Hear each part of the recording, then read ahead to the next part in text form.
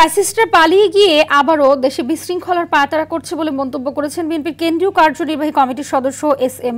ওবায়দুল হক নাসির। সকালে টাঙ্গাইলের ঘাটাইলে আওয়ামী লীগের লকডাউন বিরোধী কার্যক্রমে অংশগ্রহণ করে কথা বলেন তিনি।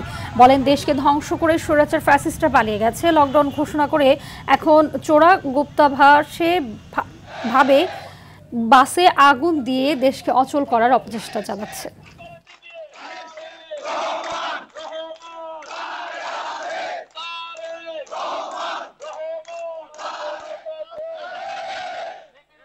এই যে লকডাউন ঘোষণা করে চোরাগুপ্তা ভাবে বিভিন্ন জায়গায় বাসে আগুন দিচ্ছে, ককটেল মারছে, এই যে মানুষের মধ্যে আতঙ্ক সৃষ্টি করছে, এই আতঙ্ক সৃষ্টি যাতে না করতে পারে, ঘাটাইলের প্রত্যেকটি ইউনিয়নে আমাদের নেতা কর্মীরা প্রত্যেকটি পয়েন্টে অতন্ত্র প্রহরীর মতো তারা সেখানে বসে রয়েছেন।